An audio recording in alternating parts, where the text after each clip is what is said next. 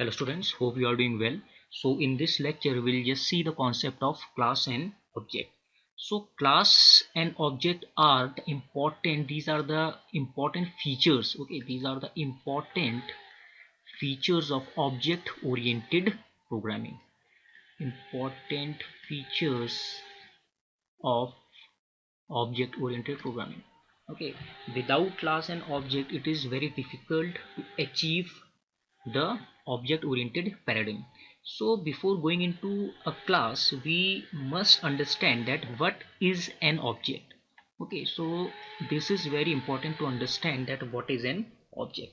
So an object is any real life thing. Okay, it is a real world entity. Okay, a real world entity or any real life, okay, any real life thing that exists. Okay, object will always exist. Okay, it is a universal fact, object always exists. Okay, this is a universal fact. So any real life thing, okay, any real life thing has, okay, two things in common. Okay, so this object, if it is a real world entity, then it also comprises of two things. Okay, the first one is the attribute. Okay, the first thing is the attribute or the characteristic. Attribute or the characteristics. And the second thing is the functionality. The functionality, or you can say it is the behavior. So any real world entity consists or comprises of these two things, that is the characteristics or the behavior, or you can say in a programming language it is the attribute or the functionality. Okay, so we will just take, okay, an example to understand this. Okay, so consider, okay, I am just saying that consider you have an, okay, you have an object. Okay, for example the name of the object is, okay, Rafael. Okay, so this is the fighter plane. So it is, let us suppose Rafael is an object. So this object, okay, Rafael, that is a fighter plane, it comprises of, okay, two things. There are two things this object contains. First is the attribute. Okay, so the attribute or the characteristic comprises of, okay, its color, you can say its cost, okay, its size, okay, payload capacity, okay, and so on. The functionality or the behavior, okay, the functionality of this particular, okay, this particular Rafael object is, okay, it can fly. This is the functionality. Okay, it can have a shooting area. It can have a shooting area. Okay, it can have a missile range, that how much is the range for the particular missile that it can, okay, it can target, and so on. So based on this particular, okay, based on this particular, you can say, characteristics, okay, like the attribute, color, cost, size, payload capacity, and the functionality, this object can be classified. Okay, so every real world entity consists of these two parameters, that is the object and the functionality. For example, okay, you are the student, so all are you all are, okay, inside a single class, for example.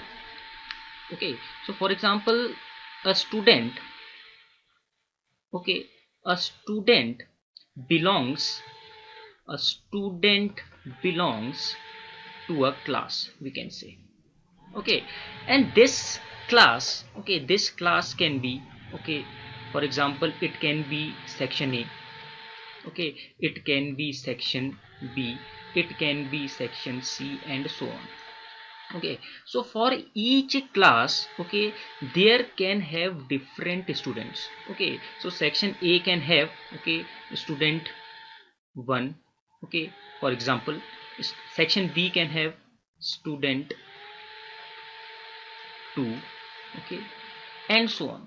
So each section, okay, each section, or you can say each class, okay, has certain objects. Okay, so these are the objects. Student 1 is the object of section A, for example. Student 2 is an object of section B, and so on. And these objects or these students consist of certain attributes or certain functionalities. Okay, so the attributes are, you can say, the color of the student, okay, the height of the student, okay, and so on. The functionality is, okay, the student can read, okay, he can see, he can analyze, okay, he can ask the questions, okay, he can give the feedback, and so on. So every real world entity, okay, consist of these two things, and on the basis of these two things we can classify this real world entity into our programming, okay, into our programming world. So in this way we can say that this real world entity in programming world is known as an object. Okay, so this real world entity in the programming environment, these are known as objects. So in programming, okay, in programming environment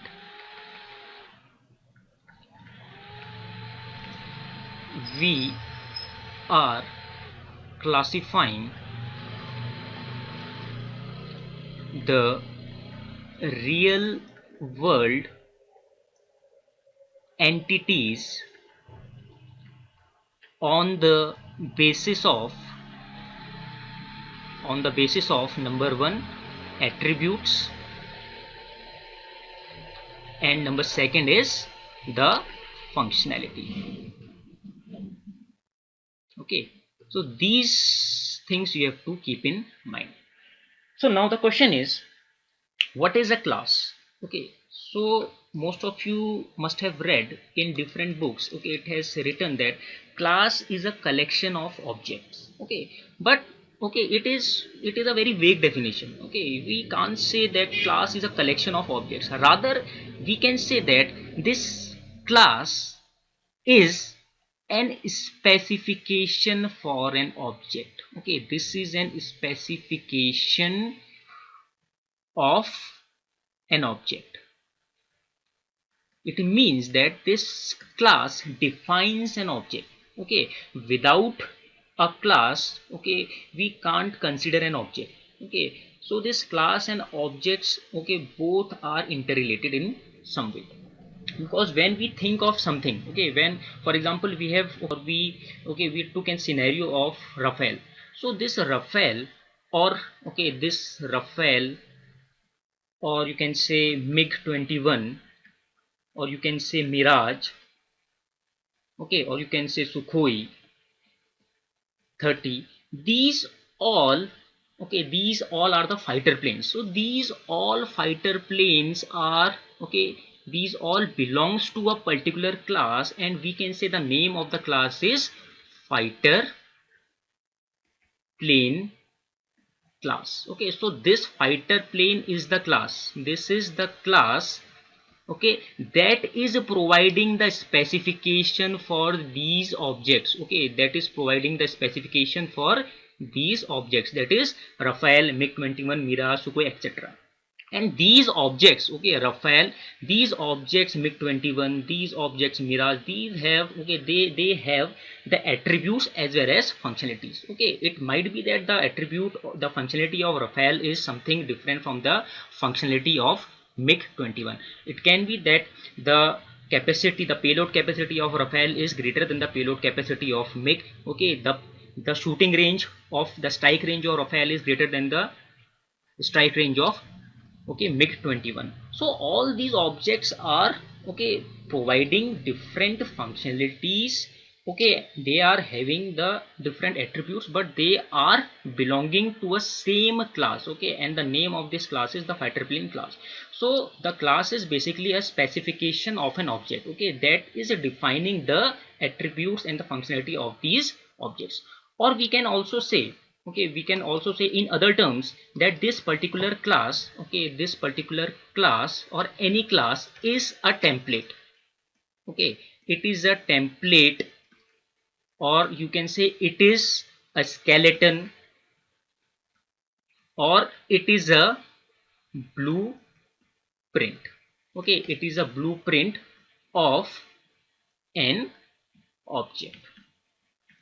Okay, so whenever we think of something, so we try to group that particular entity, or we try to group that particular, okay, attribute or the behavior or the functionality into something, and that particular something or that particular template is the class. Okay, so now I think it is clear to you that class and objects are basically correlated to each other. In a same way, okay, we can say that the attributes, okay, the attributes,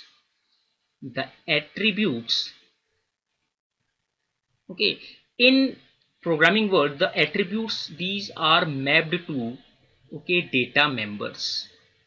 Now we are more confined to programming, so these attributes are, okay, mapped, these are mapped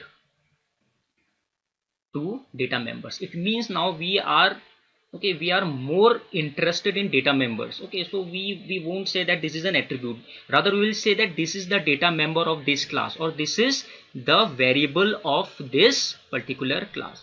So in programming construct, okay, the attributes are also known as data members or the variables. Okay, and the functionalities, okay, the functionality is mapped to member functions. Okay, so these are known as member functions.